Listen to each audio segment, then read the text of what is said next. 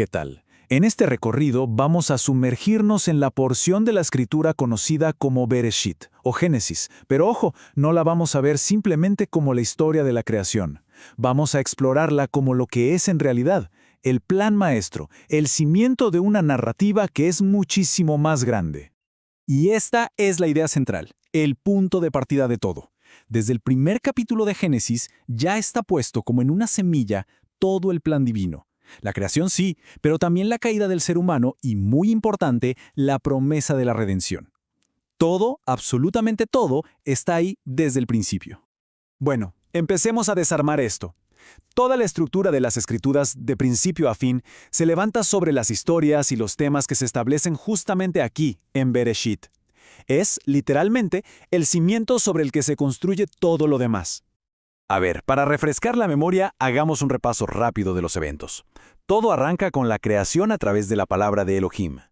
Luego viene la formación de Adán y Eva, seguida de su desobediencia, que es lo que abre la puerta al pecado. Esto desata el terrible conflicto entre sus hijos, Caín y Abel, y de ahí una espiral de corrupción que parece no tener fin. Hasta que en medio de todo eso aparece una figura clave, Noé. Ahora, atención, porque esta es la clave para entender todo el asunto. Cuando hablamos de un plan maestro profético, no nos referimos a que estos eventos son solo historia antigua. No, son mucho más.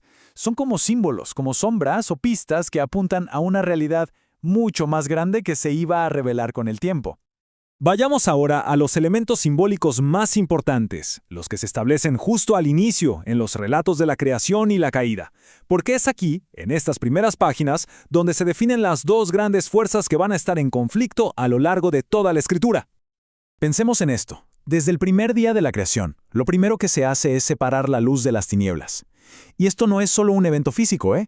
Esto establece un tema espiritual que va a recorrer toda la Biblia.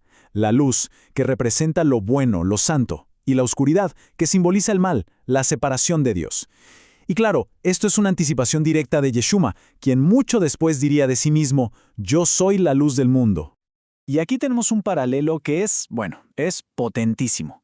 Por un lado está el primer Adán. Él, como cabeza de la humanidad, por su desobediencia, introduce la muerte en el mundo. Miles de años después, a Yeshua se le llama el último Adán. Y es su obediencia perfecta la que lo convierte en cabeza de una nueva humanidad, trayendo vida justo donde el primero trajo muerte. El punto es clarísimo. Uno trajo la caída, el otro trae la restauración. Ahora vayamos al momento exacto en que el pecado entra en la historia. Es sin duda un momento oscuro, un punto de quiebre. Pero lo más asombroso de todo es que justo ahí, en medio de la sentencia, Dios entrega de inmediato la primera promesa de una redención futura. Esta frase de Génesis 3:15, es considerada la primera profecía mesiánica de toda la Escritura. ¿Qué significa? Es la promesa de que un descendiente de la mujer, una simiente, va a derrotar finalmente al adversario. Esta es, digamos, la promesa fundamental, el hilo de esperanza del cual se sostiene todo lo que vendrá después. Y uno podría pensar que esa promesa tardaría en verse, pero no, el conflicto prometido empieza a desarrollarse de inmediato. Lo vemos claramente en la historia de Caín y Abel, que es como un primer eco de esa lucha. Luego, la maldad se sale de control, la humanidad se corrompe por completo, y eso lleva a un juicio del que solo Noé y su familia logran salvarse. ¿Cómo? En un refugio que Dios mismo les proveyó. Y esto nos lleva a otro concepto importantísimo, el tipo. Pensemos en un tipo como una especie de sombra en la historia que nos da una pista de una realidad espiritual mucho más grande. El arca de Noé es el ejemplo perfecto.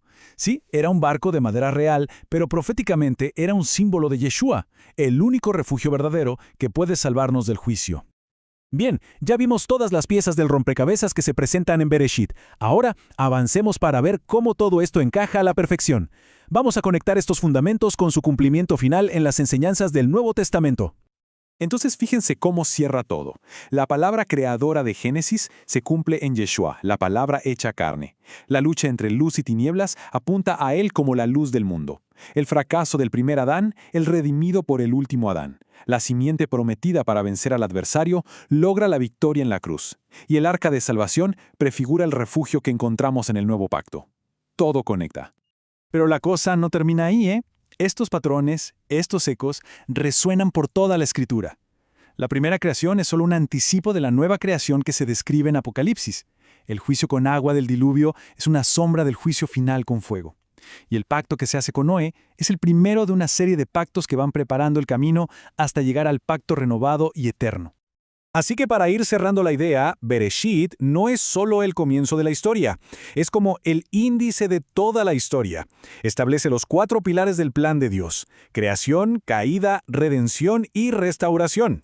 Cada detalle, cada personaje, cada evento apunta hacia adelante, hacia Yeshua como el cumplimiento perfecto de ese plan. Y todo esto, inevitablemente, nos deja con una pregunta flotando en el aire, ¿no? Si el principio ya nos revela cómo será el final, ¿qué nos dice eso acerca de nuestro propósito, aquí y ahora, dentro de esta grandísima narrativa?